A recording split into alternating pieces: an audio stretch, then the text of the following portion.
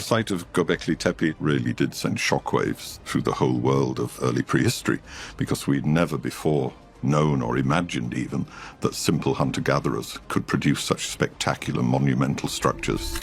This is the oldest temple unearthed anywhere on this planet. Picture a time before recorded history truly began, when time wasn't viewed as a straight march from stone tools to smartphones and starships, but as an endless cycle of seasons, life, death, and rebirth. Now, journey back roughly 12,000 years to a period we know as the Upper Paleolithic, the final chapter of the Stone Age. According to the traditional textbooks passed down through generations, studied by us, our parents, and our grandparents, humanity was still in its earliest stages. We are told we were simple and undeveloped, living as small, scattered groups of nomads, constantly on the move and driven by fear and survival. Our shelters were said to be nothing more than natural caves or fragile, temporary huts constructed from animal skins and broken branches, easily shaped or destroyed by the elements. Farming, we are taught, was still unknown to us. Civilization, as we understand it today, had not yet begun. We survived by taking only what the natural world offered us. There were no rigid social classes or organized systems of power. Leadership belonged to whoever proved to be the most capable hunter. We had no advanced methods for shaping stone on a large scale, no understanding of mathematics, geometry, or architectural design. At that time, we were merely another link in the food chain, slightly more intelligent than wolves, yet far less powerful than lions. We sheltered ourselves from the cold, stayed hidden from predators, and endured one day at a time, unknowingly waiting for what history tells us would be the birth of civilization. According to the accepted narrative, that moment would not arrive until nearly 6,000 years later in the fertile river valleys of Sumer in Egypt. That was the story we were taught, and so we accepted it. History appeared to follow a neat, logical path, moving steadily from the simple to the complex. But in southern Turkey, not far from the modern Syrian border, just 6 kilometers from the city of Sanliurfa, lies a sun-scorched limestone plateau. For centuries, local Kurdish communities had known this unremarkable rise in the landscape as Göbekli Tepe, meaning the swollen hill. Beneath it, the earth was hiding a secret, one that doesn't merely challenge this familiar version of history, but shatters it completely and casts it aside. Before we dive deeper, we'd appreciate a moment of your support. A like and a subscription would mean a great deal. Thank you. In the mid-1990s, German archaeologist Klaus Schmidt, guided by his instincts and the presence of strange flint fragments scattered across the surface, began excavating the site. He expected to uncover a modest Byzantine shrine, or perhaps a typical Neolithic settlement. What he found instead defied all expectations. Beneath the thin layer of grass and soil lay something unimaginable, hidden under centuries of wind-blown sand, and, as researchers later discovered, beneath thousands of tons of earth and rubble intentionally piled there by ancient hands, were not simple stones, but monumental structures. Vast stone enclosures. Enormous T-shaped pillars carved from single blocks of limestone, some weighing 20 tons, others more than 50, and standing up to 6 meters tall. What emerged from the ground was not a ruin. It was a revelation. These structures were carved with astonishing accuracy from solid limestone, achieved without metal tools. Their surfaces were smoothed and polished, then decorated with complex geometric designs, circles, spirals, and carefully ordered patterns. This site predates Stonehenge by 6,000 years and the Great Pyramid of Giza by 7,000 years. And yet, it was constructed by people who, according to everything we think we know, had no wheel, no metalworking, no written language, no pottery wheel, and no domesticated animals to carry heavy loads. Discovering something like this is as jarring as uncovering a fully functional jet engine inside Tutankhamun's tomb, or a silicon microchip embedded in a layer of Jurassic rock. It is an object of staggering complexity, on the scale of a mountain, where it simply does not belong. But the true shock, the one that historians and theologians alike are still struggling to comprehend, was not the sheer size of the stones. Their scale could, at least in theory, be explained by immense effort, devotion, or obsession. The real surprise came later, when researchers, carefully brushing away centuries of accumulated dust, began to study the images carved into the surfaces of these massive stone pillars. The pillars are covered with a remarkable array of animals, almost like a stone-carved zoo. Spiders frozen in attack positions, scorpions with their stingers raised, snakes winding downward along the stone, foxes bearing open jaws, cranes with curved necks, powerful wild boars with heavy tusks. One pillar stands out above the rest, Pillar 43, known to researchers as the Vulture Stone. Its surface carries a dense, layered bas-relief that looks less like simple decoration and more like a sequence of images, almost like a comic strip or an ancient instruction guide. At the top, a vulture spreads its wings, clutching a circular object in its talons. Beneath it appears a scorpion. Below that, a headless human figure. Scattered among them are unfamiliar symbols, shapes resembling an H and an O. For decades, these carvings were dismissed as purely symbolic, ritual art, tribal imagery, the creative expressions of primitive people attempting to placate hunting spirits or explain the darkness around them. They're just pictures, archaeologists insisted. But recently, a team of researchers from the University of Edinburgh, led by Dr. Martin Sweatman, a Doctor of Engineering, took an approach most traditional archaeologists had avoided. They treated the stone not as art, but as data, like an ancient hard drive. The images were fed into advanced astronomical simulation software, similar to programs used by NASA. What the computer produced sent chills through physicists, astronomers, and climate scientists alike. These carvings are not decorative at all. They are a map of the stars. It is a precise, mathematically confirmed map of the sky, capturing a specific moment in time. And that map points to an exact date, down to the day and even the hour, when the sky itself seemed to collapse onto the Earth, bringing an end to the world that existed before us. What follows is one of the most detailed and profound investigations ever undertaken. We are tracing our steps back to the true starting point of civilization. We are learning to read the messages left behind by those who survived a global catastrophe. And we are beginning to understand that the symbols carved at Göbekli Tepe were not prayers offered to distant gods, but urgent warnings etched into stone. Messages meant for us, their descendants who would one day forget. To truly understand this discovery, imagine standing before Pillar 43, your hand resting on its cold surface. This pillar is the central piece of evidence, a kind of Stone Age Rosetta Stone that remained silent for 12,000 years. It stands in the northwestern section of the site, within Enclosure D, the oldest and best preserved area of the complex. On its broad western face is an unsettling, almost lifelike scene. A scorpion, a long-necked bird, perhaps a duck or a goose, an animal resembling a wolf or wild dog. And towering over all of them is a vulture, wings spread in a strange, twisted pose, gripping a perfectly round disc in its talons.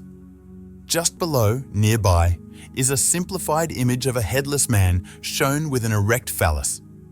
For decades, traditional archaeology repeated the same explanation. This was a cult of the dead. In Zoroastrian traditions and early Neolithic belief systems, vultures played a role in sky burials, stripping flesh from bones so the soul could rise to the heavens. The headless figure was interpreted as a sacrifice, an ancestor, or a shaman lost in ritual trance. In this view, everything was magic. Everything was religion. But engineers Martin Sweatman and Dimitrios Tsikritsis approached the stone from a different perspective, that of technoscientists. They asked a question that was simple, yet revolutionary. What if these are not animals at all? What if they are constellations? Ancient people lived beneath open skies. There was no artificial light, no cities to dim the stars or hide the Milky Way. The heavens were their clocks, their maps, their calendars, and their source of stories. They knew the sky more intimately than most modern people know their own streets, and any change in it would have been instantly noticed. Scientists turned to a powerful planetarium program called Stellarium, using it to rewind the sky, back 1,000 years, 5,000 years, even 10,000 years into the past. They carefully factored in the precession of Earth's axis, the slow, wobbling motion of the planet, like a spinning top losing balance. This motion gradually alters how the stars appear in the sky and even changes the identity of the North Star over thousands of years. As the simulations ran, the mystery began to resolve itself with chilling mathematical precision. There was no room for vague interpretation. The odds of this alignment being a coincidence were astronomically small, 1 in millions. The scorpion carved into the stone matches the constellation Scorpio, which has retained its recognizable form for tens of thousands of years. The wolf or fox corresponds to Lupus. The duck or swan reflects constellations that ancient cultures often depicted as birds swimming through a celestial river. And towering above them all is the vulture, the dominant figure of the composition. This vulture represents Sagittarius. When researchers connected the stars of Sagittarius as they appeared at that time, the match was exact. The shape of the bird's wings, neck, and body on the stone aligns perfectly with the constellation's main stars. The circular disc clutched in the vulture's talons represents the sun. And the placement of every animal on the pillar corresponds precisely to the positions of these zodiac constellations along the horizon at a specific astronomical moment. This was no ordinary artwork. It was a frozen instant in time, a snapshot of the sky. A literal screenshot of the heavens carved into stone with remarkable accuracy. But the crucial question remained: which moment in time did it record? The computer ran the calculations. When the sun appeared within Sagittarius and the surrounding constellations occupied those exact positions, the answer became unmistakable. This configuration occurs during the summer solstice, and due to Earth's precession, such a precise alignment happens only once in an entire epoch. The date: 10,951 BC, with a margin of error of roughly 250 years. This result stunned geologists. They paused their work and rechecked the data, because 10,950 BC is not just another date in deep history. It marks a turning point, a moment when something catastrophic happened on Earth, an event that nearly erased humanity and reset the course of civilization.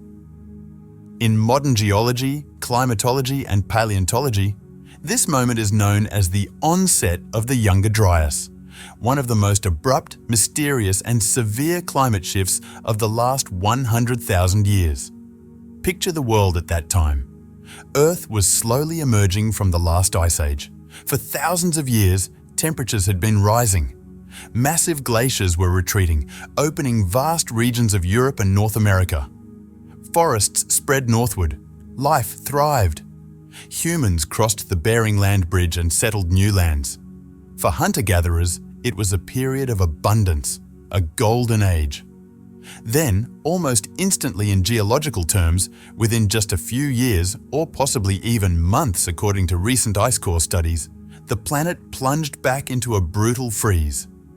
Temperatures across the northern hemisphere dropped by 10 to 15 degrees Celsius. Glaciers surged forward again, crushing forests beneath advancing ice. Europe, North America, and parts of Asia became barren, wind-scoured, frozen wastelands. Extreme temperature differences drove winds to hurricane strength.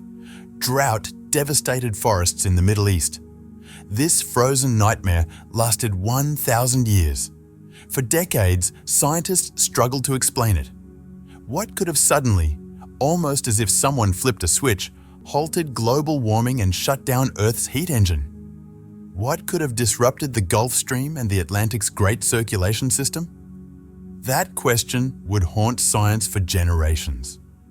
The long-standing theory that a massive flood from Lake Agassiz caused this catastrophe never fully explained the scale of destruction seen across the globe.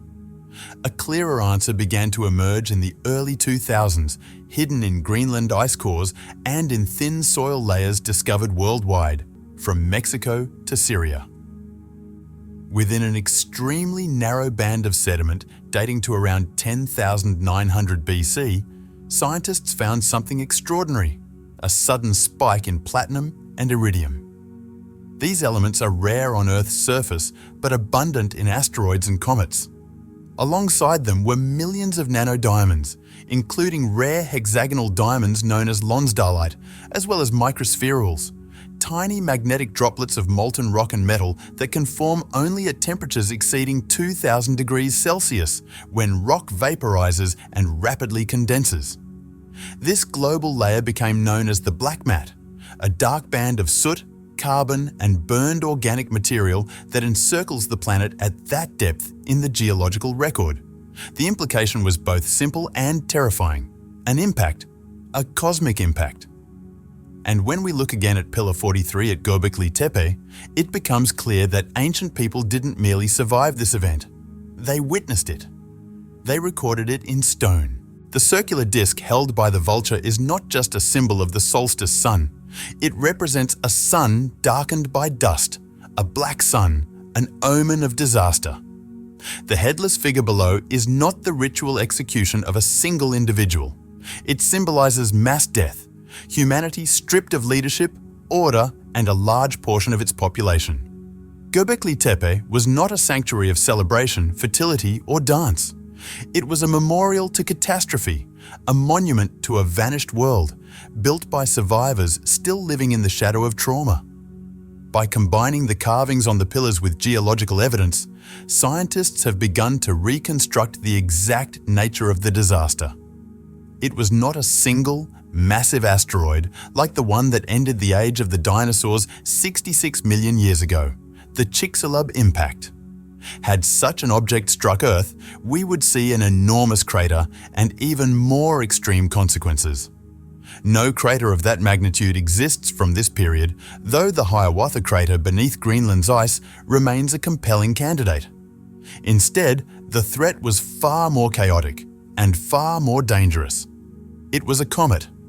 A massive comet, possibly up to 100 kilometers wide, known as a centaur, entered the inner solar system thousands of years earlier. As it passed close to the sun and planets, gravitational forces tore it apart. The comet became a vast stream of debris, ice, rock, dust and gas, stretching across space. Around 10,950 BC, Earth crossed the densest and most lethal section of this debris field. What followed was a cosmic shotgun blast, a form of celestial carpet bombing. Thousands of fragments, ranging from pebble-sized objects to kilometer-wide chunks, plunged into Earth's atmosphere. Many detonated in mid-air above the North American ice sheet, much like the Tunguska event, but on a vastly larger scale. The explosions released energy measured in megatons, instantly melting ice, triggering massive floods that swept across Europe and the Middle East. Shockwaves flattened forests. Intense thermal radiation ignited dry vegetation across 3 continents.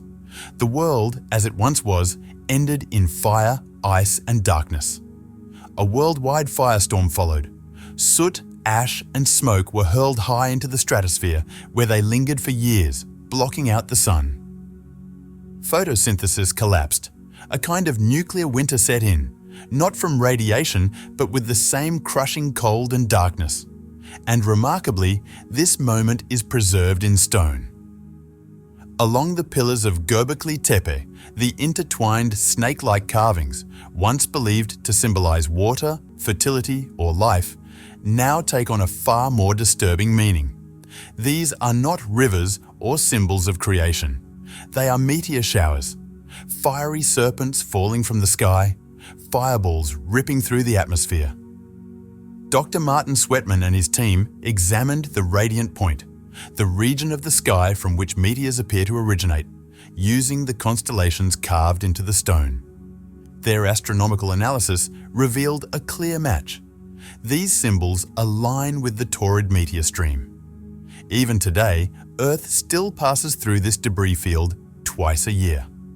Once in late October and November, the so-called Halloween fireballs, and again in June during the Beta Taurids. In modern times, these events are harmless, beautiful shooting stars, occasional bright fireballs lighting up the night sky. But 12,000 years ago, this was no spectacle. It was a torrent of ice and stone, a cosmic river of destruction. The sky watchers of Göbekli Tepe knew exactly where death had come from, and they left behind its precise celestial coordinates. Excavations at the site have revealed another unsettling discovery, one that reinforces the idea of global trauma and a profound shift in human consciousness. Archaeologists have uncovered numerous fragments of human skulls, but these are not ordinary burial remains. The bones show deep, deliberate cuts made with flint blades. The skin was removed, the muscles carefully stripped away. Holes were drilled into the tops of the skulls so they could be suspended from beams or ceilings with ropes. Some were even coated in red ochre. This was a skull cult. At first, researchers believed it represented ancestor worship, a way of honoring the dead, preserving wisdom, maintaining a connection with those who came before. But when viewed through the lens of catastrophe, the meaning changes. These were not symbols of reverence alone. They were memorials. The survivors of the comet impact had witnessed the unthinkable. They had seen the sky burn. They had watched their world collapse, and their loved ones perish beneath falling fire. Göbekli Tepe stands not just as a site of mystery, but as a silent testimony to a moment when humanity looked up and saw the end of the world. They stood among fields of bodies, burned, broken, and unrecognizable. The psychological shock was overwhelming, so deep that it reshaped their culture, their beliefs, and the way they understood the world. Death moved to the center of their existence. Fear became their guiding force. The massive stone circles were not raised simply to ask for rain or successful hunts. They were built as vaults of memory. Their creators were trying to record the catastrophe, to lock it into something solid and enduring, something that could not fade with time. They were struggling to comprehend what had happened and to calm the terrifying forces they believed had unleashed it. Göbekli Tepe was, in essence, an act of collective healing, an attempt at therapy for an entire species suffering from shared trauma. Skulls were suspended so rituals could be performed, so the dead could witness what the living remembered, and so the dead might, in turn, warn those who remained. And then came the most baffling act of all, one that still defies traditional archaeology. They buried the temples. Göbekli Tepe was not destroyed by invaders. It was not abandoned because the land failed or the climate shifted. It did not slowly decay. Instead, its builders themselves, carefully, deliberately, and with immense effort, covered the site with thousands of tons of earth, carried basket by basket. They sealed it like a time capsule. They hid it. Why? Perhaps to preserve a message for the distant future, knowing that exposed stone would eventually erode. Or perhaps to lock away a cursed place, where the sky had once fallen to earth, and to bury the fear along with it, so life could begin again when the climate finally stabilized. The most astonishing consequence of this discovery reaches into the recent past and into our present. It helps explain why we live the way we do today, why we build cities, pay taxes, raise armies, and survive on agriculture. Before the comet impact, people lived as hunter-gatherers. Life was relatively simple. Forests and plains provided abundance, game, fruits, nuts, and fish. Populations grew. People were free. But the system was fragile. As generations passed, ecosystems were strained. Forests burned or froze. And when catastrophe struck, the old way of life could no longer sustain humanity. What followed would change us forever. The large animals that once supplied most of humanity's meat, mammoths, mastodons, saber-toothed cats, and giant sloths, vanished during this period. The megafauna were gone forever. Food became desperately scarce. Wild grains failed under relentless cold and drought. Those who survived found themselves in a frozen, barren world. They had no choice. To avoid starvation, humanity was forced to abandon its old way of life and adopt a completely new survival strategy, one that would change everything permanently. In the few places where water still existed, small patches of wild grain clung to life. People began to tend these remnants. They selected the strongest seeds. They planted, protected, and forced the land to produce. This was the birth of agriculture. Göbekli Tepe lies just 30 kilometers from the extinct Krakatoa Dağ volcano. Geneticists at the Max Planck Institute in Germany, after analyzing the DNA of 68 modern wheat varieties, confirmed that it was here, on the slopes of this mountain, that wild einkorn wheat first mutated into domesticated wheat. This place marks agriculture's point of origin, the true 0 kilometer of farming, the birthplace of bread. Coincidence? Scientists don't think so. The temple complex became a gathering point for scattered survivor groups, feeding hundreds of stone carvers, people who could not hunt while working, and the constant threat of famine forced these communities to organize. They developed leadership structures, divided labor, and refined food production. Civilization did not begin in comfort or abundance, as many schoolbooks suggest. It did not emerge from a paradise of endless resources. It began as a desperate response to catastrophe. We became civilized because the cosmos left us no alternative. We bound ourselves to the land to avoid extinction. Agriculture was not a divine gift. It was a hard, unforgiving necessity in a shattered world. At the top of Pillar 43, another set of symbols has puzzled researchers, mystics, and alternative historians for decades. 3 shapes resembling handbags or baskets, square forms with handles, and a clasp-like detail at the top. Similar objects appear across the ancient world, in Sumer, held by winged Apkallu and gods, in Mesoamerica, among the Olmecs and Toltecs, in India, in Indonesia. Cultures separated by oceans and millennia. Conspiracy theories exploded. Claims ranged from alien power sources to containers of secret knowledge or devices controlling the climate. But Sweatman's astronomical interpretation offers a far simpler and far more elegant explanation that highlights the sophistication of these ancient observers. These are not bags. They are symbolic diagrams of the setting sun disappearing below the horizon. The curved line above represents the sky. The square beneath it represents the earth. Once again, the message points not to fantasy, but to the heavens. The 3 bags represent 3 phases, 3 seasons, 3 cycles of precession, or 3 ages of the zodiac. Together, they form a calendar. Beside each symbol appears a small animal, acting as a marker for the season or constellation in which the sun rose during the equinoxes and solstices. This is powerful evidence that Ice Age people possessed abstract thinking, along with a grasp of geometry and mathematics. They understood time as cyclical. They knew disasters could return. For generations, they watched the heavens carefully, and they carved these signs as a warning to those who would come after them. Watch the sky. Watch the equinoxes. Time moves in cycles. The sun sets, but it always rises again. And yet, with its return, darkness may come as well. So if our ancestors knew all this, if they built such immense monuments and recorded the date of catastrophe in stone, why did we forget? Why does our recorded history seem to begin only with Sumer and Egypt, nearly 6,000 years after Göbekli Tepe? Where are those missing millennia? Why do we dismiss them as a dark age? The answer is unsettling. The trauma was simply too great. After the Younger Dryas ended around 9,600 BC, the climate warmed rapidly. Life improved, agriculture expanded, populations grew. But the knowledge carved into stone slowly faded into myth. The true story of fire from the sky and a shattered world survived only as legends and fairy tales. The biblical flood, triggered by melting glaciers and rising temperatures after the impact, raised sea levels by more than 120 meters, drowning ancient coastal cultures.